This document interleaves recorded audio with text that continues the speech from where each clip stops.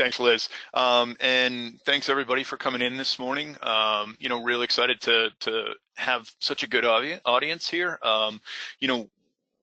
What I want to talk about this subject today is we're going to keep it fairly high level, right? So if you have questions or you want a little deeper analysis, I can send you some information, from Microsoft Docs and things like that. Reach out to me. My email is csaferlis@pragmaticworks.com, and then also through Twitter and LinkedIn down the bottom there.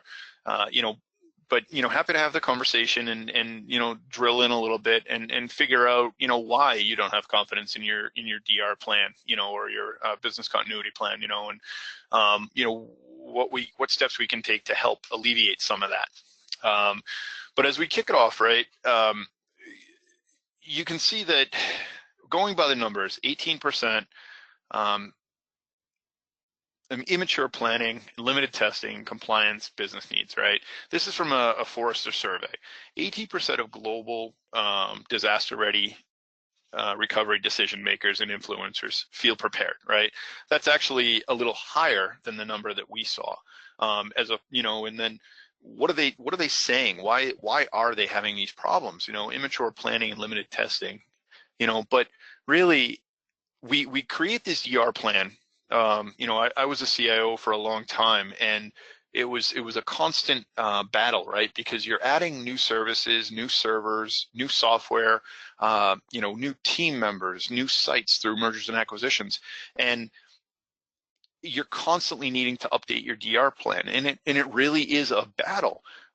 So rather than trying to build up this complete plan that includes all of your various iterations of software and hardware and all that, let's think about more of a templated approach where when we bring a new site online or we bring a new server online, how do we add that into the fold rather than having to go back and completely redesign and re-update. Or let's build a plan from the beginning that can handle all of our requirements as a business, And then when we talk about, what is the need for this DR plan, right? When we talk about regulatory compliance, and really keeping the business online, because that's our ultimate goal, is keeping the business online and making sure that orders can ship, customers can be responded to, whatever that is, but let's keep the lights on, right?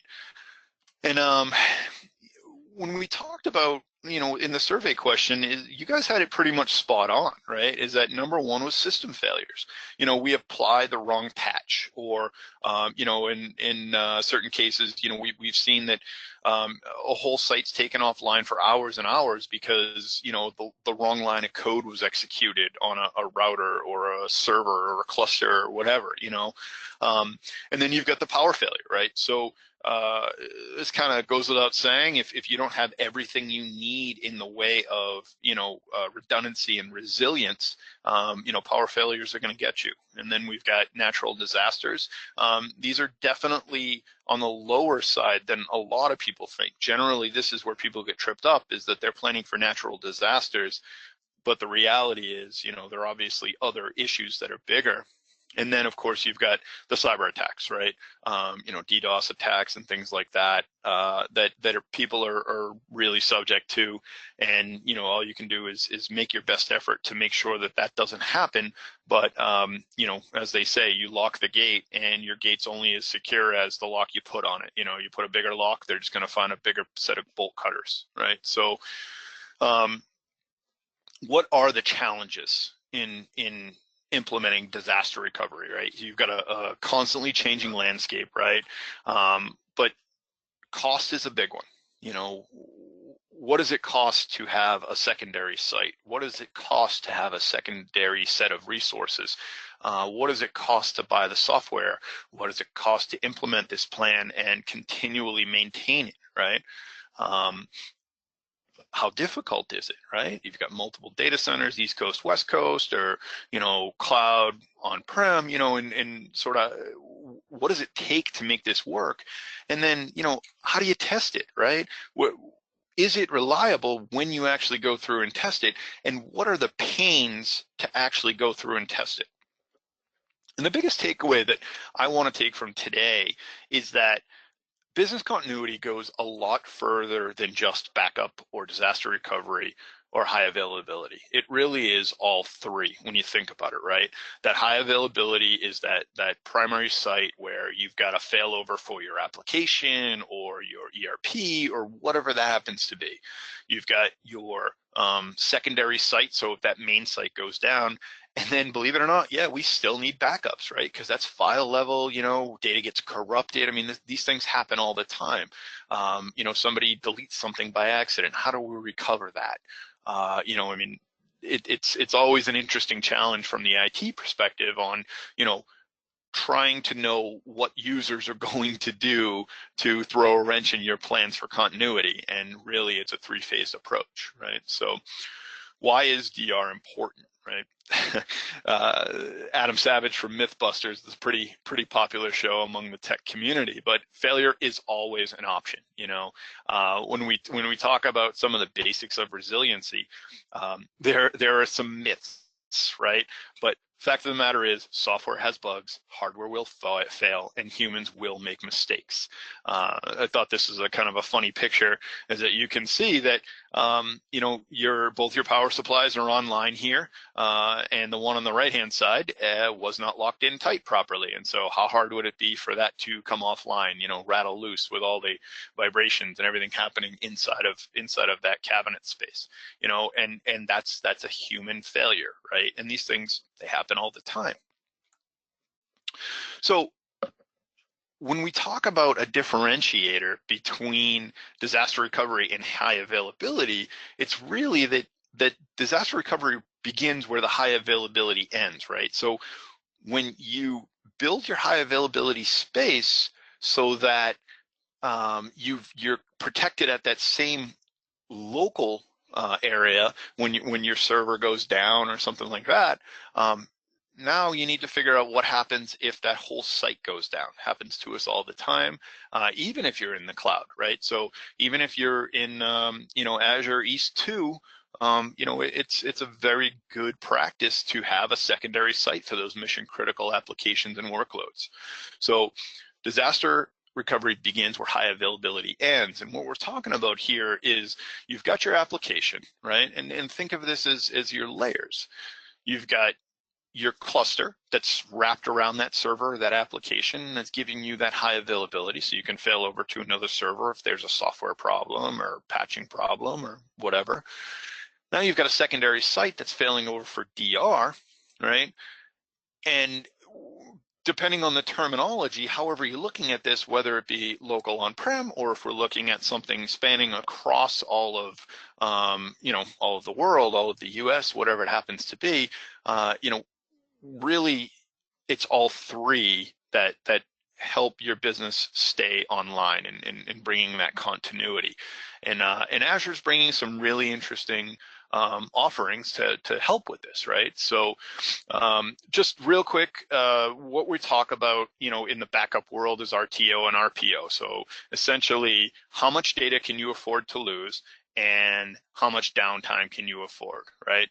Once you figure that out, then you get PTO, because when you recover from a backup, it's a nightmare, right? And it takes a lot of time and a lot of effort. It's a little cheesy, but there's a lot of truth in that for anybody who's been up till 3 in the morning recovering from a backup.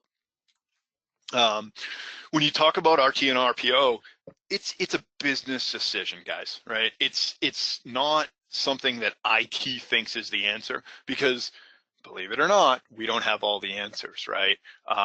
It's going to your CFO. It's going to those business leaders that can really dictate how long these events can be, basically how long can you take that for, right? If you lose a half day's worth of work, is it going to be 10,000 transactions, or is it going to be 5 transactions, right? It's definitely something that needs to be kind of talked through. And if you've got a CFO like I had, and he pushes back and says, that's not for me to decide, that's for you to decide, then you need to talk to somebody else and get the right people in the room to make sure that you're implementing this properly. So how is Azure helping with HA, right? First of all, you've got availability sets, right? And this is a concept of fault domains and update domains. And when you think about it, right, your fault domains are essentially your server rack, right? So now you're spanning across multiple racks with multiple fault domains, and then your update domains are happening within that rack. So when you use an availability set, you've got the ability to go across fault domains and update domains, which allows you essentially having that resiliency that you need for your virtual machines or whatever those workloads are in the availability set. How does Azure help with DR, right? So we're going to kind of go through some of these a little bit quick, but you know, there are definitely a lot of different ways to approach and address this. And the first one is Azure Site Recovery, right? We'll go a little deeper on this in a little bit here, but essentially, you know, any cloud, site to site, site to Azure, you know, Linux and Windows OSs, Hyper-V, VMware, and you know, on-prem, you know, standalone servers. They can all be backed up using site recovery. It's a very simple tool to set up. So we'll talk about that in a little bit. Now we'll talk about the concept of Recovery Services Vault, right? So really, this is where you are storing all your backups and your recovery points, and it works nicely within the Azure space to keep those files protected, and you can set policies along how long you keep them, and you know, all that fun stuff. So the nice thing is that they're application consistent backups for Azure VMs, and then they're file consistent backups for Linux Azure VMs, right? So we're talking about the Azure world here, but then you can also use your Vault for your on-premises deployments as well. You know, so really when you think about those vaults, what are those decisions you need to make, right? Is how many vaults are you going to need? Where is the location of those vaults? And what is your storage replication type? Okay, so you'll want to basically think about those as you're doing some of the planning and starting to deploy some of these technologies. Azure Backup is something that's seemingly a little unknown, but what's being offered here is actually pretty impressive, right? So over 100 petabytes in Azure Backup storage today, and these are customers' backups, right? 3 petabytes are added every week. These are petabytes. Think about how large that is, right? 200,000 IaaS VMs are being backed up into Azure Backup, right? 85% of all Azure top customers are using Azure Backup, right? Just because it's almost seamless when you're talking about backing up your IaaS VMs and other services, right? 195,000 on-premises servers are protected. And these numbers are a little bit old, so I'm sure the numbers are much higher by now, right? But just an idea of scale, you know, 60,000 customers are using it. Seems like a pretty big offering that a lot of people don't really know about. When we talk about the conventional backup approaches, right, you've got your on-prem, your in-cloud VMs and your storage and your SQL, right? So you write a custom script to basically back these up, and they get stored into Azure storage. You know, you've got your SQL native backups, your VM snapshots, and your file snapshots. Problem is that you've got that infrastructure that you need to manage, and there's no centralized management. So you're kind of doing these as one-off, right? And if you've got a small shop and that's reasonable, then you know, keep doing what you're doing as long as you're confident in that plan. You know, another approach is having a backup software running on a server somewhere or a VM somewhere.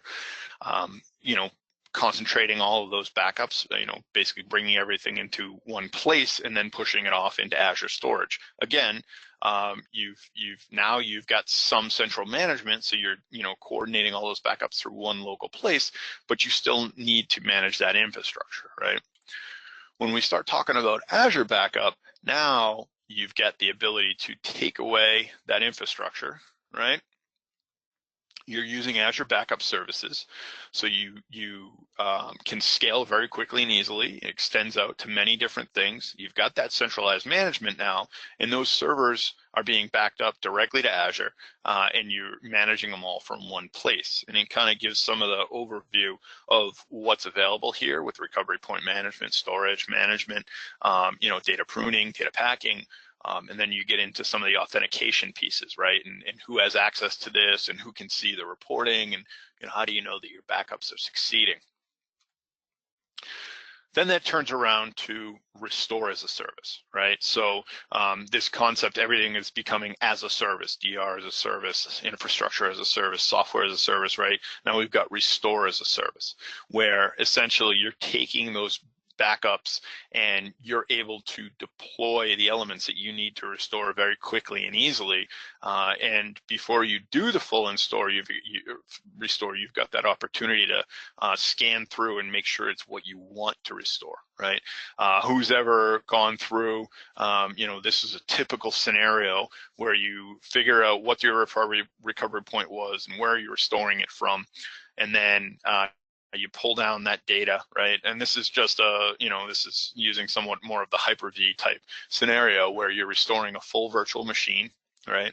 In order to see if it's what you want, you've got to go through the whole process of restoring it all, and then you can finally restore what was missing or what was deleted, or however that works. Whereas with sort of this newer approach, right, you can more quickly spin up what is being restored. You can connect to it because it's sitting somewhere in a vault, right? And now you can go through and figure out what needs to be restored. So if it's a small file, it's very, very quick to restore that, right? Because you're mounting that recovery point, and you can go through and pull off what you need, as opposed to having to restore that entire machine first, right? So when we look at the impact of that, now your time to restore is much, much quicker. And this is just a scale, right, to look at what the typical recovery time would be based on the storage size. So, if you're restoring a terabyte drive, and the only way to access it is to restore the entire drive first and then go and pull the data off, that's a really painful process. And the worst is when you restore the whole thing and it's not what you needed, or it doesn't have what you needed. I'm sure that you guys have been down this road, as I know I have many times, and it can be really, really challenging and really, really frustrating, right? So let's talk about sending large data efficiently, right? So now if you want to start using Azure Backup, you can back up your data. You can use an agent backup, which, basically entails some compression, so that makes it quicker to pass across the wire. Then you push it into some kind of an offline seeding, right? So and it's all BitLocker encrypted, so you're safe, and then you ship that to the Azure import service, right? So you ship it to Microsoft, and they take it and they import that right into your recovery services vault. And then, this is for your first backup, and then basically any subsequent backups are going to be incremental or differential, or however you set that up, and it's a much quicker process to pull that data across, right? To take it one step further, they give you the Azure Data Box, right, which is up to 100 terabytes of data. They'll ship you this box. You connect it to your local environment or your data center, and pull the data off, put it onto the data box, and it uses the same ingestion process where you bring it in and you pull this data across. And they have different size boxes depending on how much data you need to move. So definitely a great option for getting started with Azure Backup and moving those large sums of data to start. So how does the data actually move during an offline backup, right? So what does that process look like? So you're on-prem, you want to back up your data, you're going to back it up to your local drive, which is a staging location. Then that's going to move it over to the hard drive, so up to 10 terabytes for a disk, or when we talk about the data box, you back it up move it over to the drive, right? And then from there, you're going to ship it. You're going to send it to the Azure import service. It's going to write that to blob storage. Again, this is still all encrypted throughout this process because blob storage enables encryption by default. And then you pass it off to their Azure Recovery Services Vault. And then you can pull off whatever you need from there. And then you would continue with your additional backups over to that same service as you move along. And Microsoft knows that the leader in virtual machine technology is VMware, and so they've deployed a lot of these so that you can deploy these services directly into your VMware environment using vCenter. It's using some older versions even that allows you to back up those VMs directly. And then in a minute, we'll see how you can do the same thing with recovery services, where you can back up your virtual machines directly and do replication over the cloud. So taking it one step further beyond Azure Backup, now you have Azure Backup Server, right? So Microsoft Azure Backup Server is designed to address the protection of data and the workload level, right? So the difference that you'll see here is that essentially the backup server is now going to allow you to back up specific applications, right? So it's going to be able to handle all of your SharePoint, Exchange, and SQL workloads, right? You can back up VMware, Hyper-V, or physical servers up into Azure, right? And it all basically works through an agent on those servers and passes up the data up into your Azure Backup Server. It works alongside with System Center Data Protection Manager, right? It'll pass the short-term backups to disk storage locally, and then it'll pass the rest up into the cloud, all secured and encrypted. And then the same thing where you can restore back from the cloud into a staging folder, restore back to your initial destination, right? So the Azure Backup Server is allowing you to pick up where the Azure Backup service leaves off because it is not application aware. But it gives you that sort of true hybrid approach where Microsoft understands that in today's day and age, we have a true hybrid approach for a lot of customers due to the fact that we need to be able to stay on-prem for whatever reason. So if the requirement is for regulatory purposes, or we don't want to put PII data in the cloud, whatever that reason is, now you've still got some ability to use both cloud and prem, so long as it meets your requirements internally. Now we talk about site recovery, right? Essentially, it gives you the ability to migrate applications to Azure IaaS with confidence, right? So there's zero application data loss during a migration, right? So you're essentially spinning up a recovery services vault. You are, depending on your particular environment, you can install it directly into VMware vCenter. You can install an agent onto a physical server. You can install an agent onto a VMware ESXi server. So if you're not running vCenter and you're only running the naked hypervisor, you can still install that on the VM as though it were an on-prem server, and then it also can work with Hyper-V as well. There's near zero application downtime during that migration, right? So if you need to fail over to that secondary site, it's a very, very quick where you left off, and it's depending on your RTO and RPO. You set those settings and determine how much data loss is acceptable. And it will spin up as soon as it detects that you're having an issue, right? It gives you a broad coverage of applications, OS, a lot of Azure features in there, and there's no application, no impact application testing in Azure. So if you want to spin up your recovery services environment, you can do this without impacting your local environment. So you can do a test of your DR or DC plan, and you can do it in such a way that it doesn't cause interruption in your current environment. And you can go ahead and test through and test those workloads, whatever that happens to be. And the best part is that in order to run the service, it is free, right? When you start spinning up those workloads, that's when you start paying for it, or as you start to, incur those backups, right? So it's going to cost money for the storage, but as we know, the storage is the cheapest part of all these online cloud providers.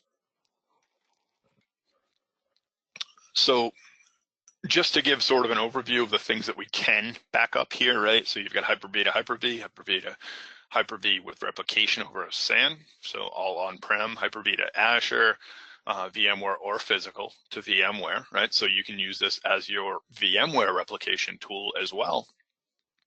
And as you go into the Azure portal and set this up, it gives you those options. And where do you want to start from and where do you want to go to? VMware or physical to Azure, Azure to Azure. So if you want to use this as a replication for your IaaS VMs in one region, you want to replicate them over to, from east to west or, east to Asia, east to Europe, whatever, you've got that capability to be able to go from region to region. So the way it works in Hyper-V, right? So you've got your Hyper-V source, you set up the data channel, it's just 443 traffic going across, using a public internet or express route. The Microsoft Recovery Services agent is installed on your Hyper-V cluster. Data gets pushed over, right? Depending on the size and how much backup there is, how many servers you're backing up, ExpressRoute might be the best way to do this, but there are obviously options, different ways you can do it. We talk about for VMware, again, this is for VMware, AWS, or physical servers. It's the same thing. You're passing over through 443 with Azure Site Recovery.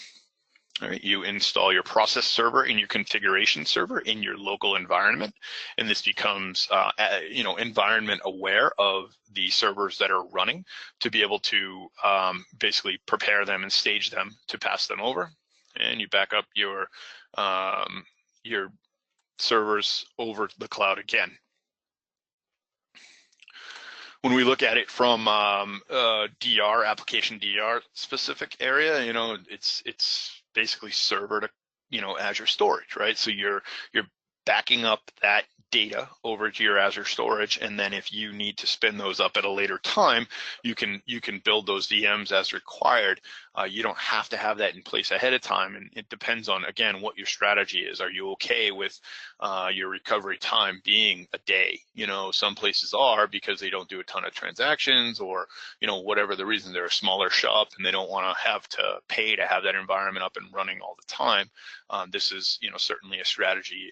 It's kind of like a hybrid backup scenario where you're pushing the image of the VM over to Azure, but you're not building out that architecture just yet. And then you've got more application aware DR, right? So you've got your database peer, and you can use it to set up your availability group, right, across a VPN. So, if you're running SQL 2016, always on availability groups, you can have an IaaS VM set up so that you can, basically set up that IaaS VM as a node for your SQL availability group, and then other applications here as well.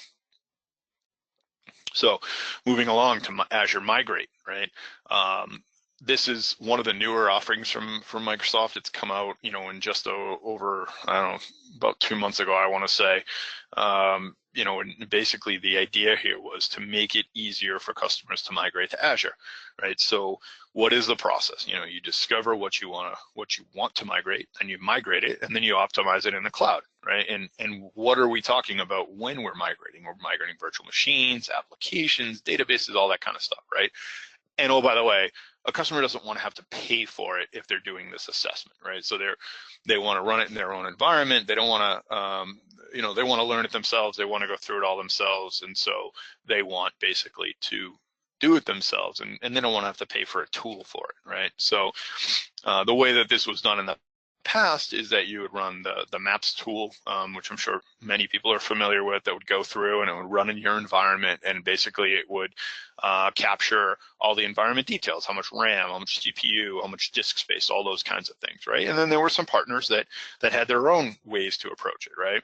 and you would use the site recovery or database migration services to move databases over, and you would use some of these other partners like Zerto or Veeam in order to compress and very quickly move that stuff over the wire to get it over there, and then you'd optimize it with Cloud In and OMS and Docker and all those.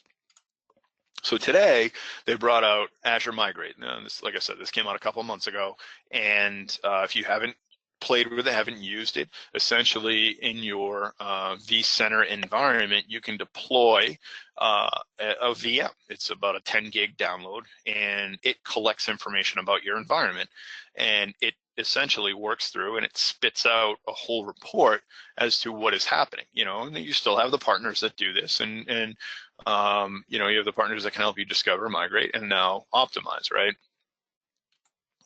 Down the road, the goal is going to be to have Azure Migrate do that whole service for you, right? So they're going to this point where Azure Migrate can go in and discover your environment, figure out what needs to be moved, migrate that data over for you all in one clean step, and then clean up and make sure that you're not over provisioning servers or what other cost considerations there are. There's a lot of them when it comes to building your proper environment. So some of the benefits, right, are the discovery phase, right? You've got 3 different approaches. You've got the appliance-based, which, as I mentioned, you can install that VM in your vCenter. You can do a lighter approach, which is really just using the Windows Management Foundation service, and then you've got the a deeper approach where you get high confidence, everything that's running. It gives you a deep amount of information, right? The assessment itself is basically going through and making sure that Azure is the right answer for you, right? And in some cases, it may cost you more in Azure, and so they're going to give you what those cost estimations are up front, and tell you if it makes sense to wait until you need to move these workloads, and it's going to give you what you need for the proper VMs that you're going to deploy. So when we talk about the appliance-based, right, you don't have to configure a machine or do anything like that. All you have to do is deploy this this VM, click a couple of buttons, say I agree, and it's going to start running in your VMware environment and capture all that information. When we talk about the light discovery approach, it doesn't require an agent, and you don't have to open up any firewall ports. Now, mind you, there are some requirements around the OS. I believe that if you're running Windows 2012 R2 and later, this is done by default. But if you're running 2012, then you need to install an agent. It's the Windows Management Framework. There are no machine credentials required. You don't have to, open up any additional ports or anything like that, because it's all working inside the Microsoft Management Foundation there. And then we go into the deep discovery, is that, there may be instances where you need better knowledge about those machines, so you would install an agent, and then it's going to collect the information that way. And it's not making any assumptions. It's looking exactly what's running all the time, and then you can deploy it through those means, right? And it's going to say, okay, can I host this machine in Azure, right? It's going to answer these questions. What is the best VM size based on my performance? So if I leave this running in my environment for a week, it's going to give me a recommendation based on what that VM is that I should be running. Okay, what grade or scale of VM, and how much CPU versus processor versus storage, and it's going to make recommendations, and they're real recommendations. It's not trying to sell you something that you don't need, right? And then what would the recurring costs be? It's going to tell you exactly what it's going to cost to deploy this in Azure, which is a really helpful thing, because it sets up numbers for budgeting and really helps customers understand, what do they need? What are their costs going to be from a budgetary standpoint, right? So how does it work, right? So I'm a user, and I have my vCenter server with all my ESXi hosts and VMs here deployed.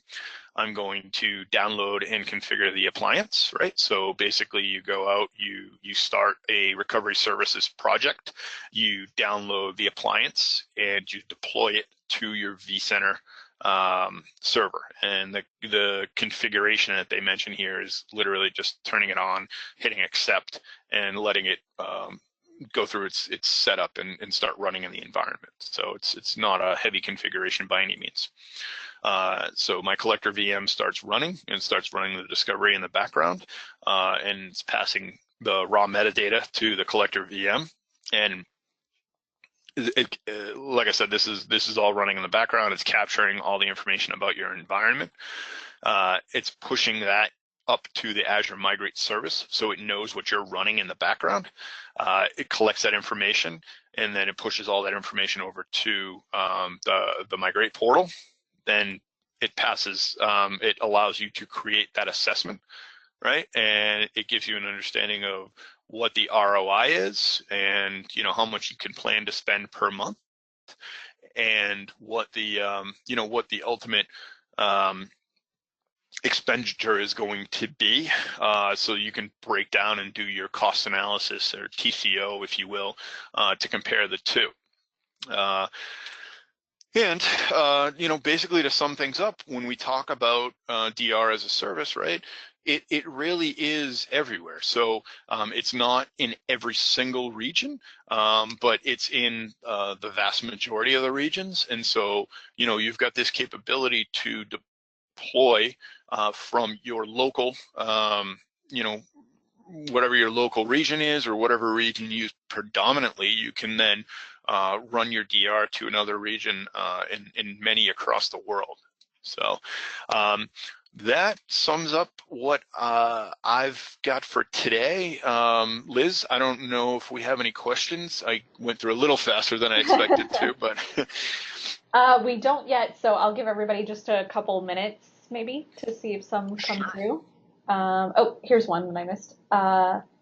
Last time I checked, Azure Site Recovery supports only failover but not failback for on-prem Hyper-V. Has that changed, or still no failback ability? There is still no failback. That has not changed. You've got the ability to run it in an Azure VM when you need to run that server. So I think the recommendation there is, keep it running until you can restore that on-prem server back to where you need to be. Do a local backup of that IaaS VM, or do a backup of that VM with the information that you need to be restored back to that on-prem server. Is there a typical RTO and RPO range where you recommend using ASR for the database tier disaster recovery rather than using availability groups? It really depends on the business, right? So it depends on what the business requirements are. It depends on the volume. That could be a whole hour-long conversation to discuss what the requirements are there. And it's kind of hard to answer with no real details. So. All right. Does this DR service work for both IaaS and PaaS apps? No, this is for IaaS only. So the DR as a service would be basically failing over, one of your VMs, either as an IaaS VM over to a different region. The PaaS server offerings, you'd have to look at what kind of PaaS services.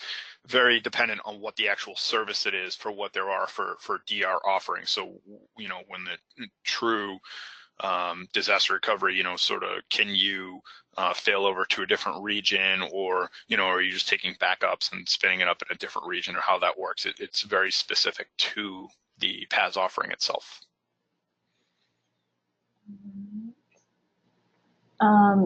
Any Azure integrations with VM to speak of? I'm sorry, can you say that again? I think it's VM, VEEAM. Oh, Veeam. Veeam, there you go. Yep, sure, yeah. So it is considered one of the partners for Microsoft as you do that migration. So you can specify what your target is, depending on the version of Veeam. I'm pretty sure, I want to say it's version 8 and later. It's been a little while since I played with it, but I want to say it's version 8 and later allows you to back up into Azure and put it up into that environment. Be best to contact Veeam support to get the specific information about it, though. I know there is some partnership there. Will you be able to provide an active-active situation using Azure with a physical VM?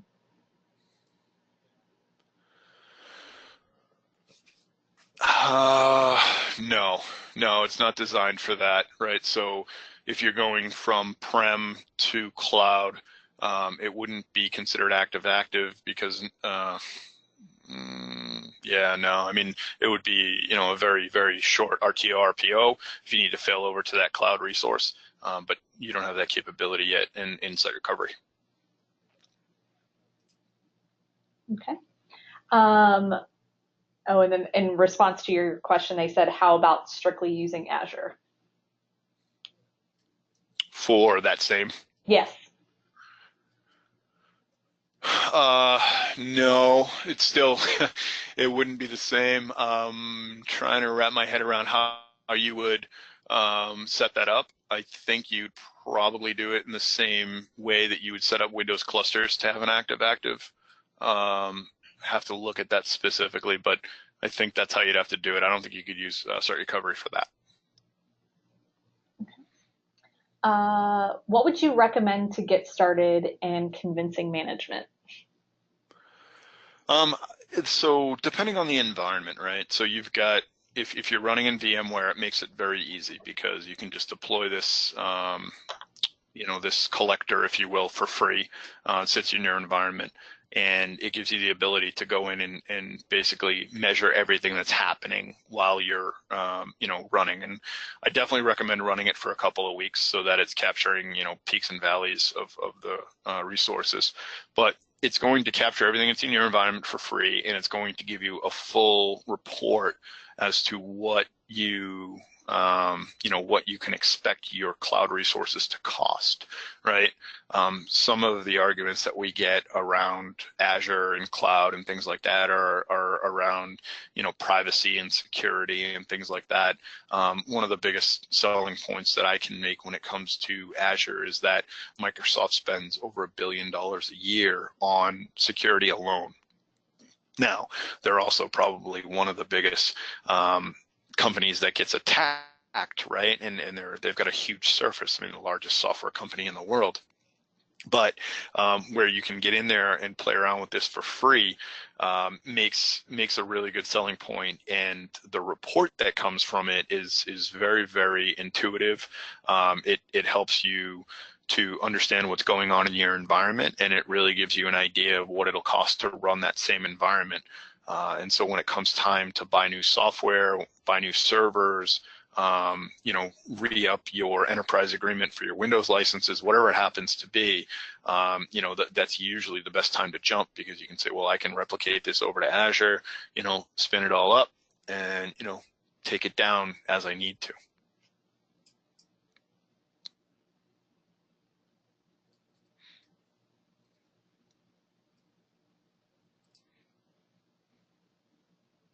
Did I lose you, Liz?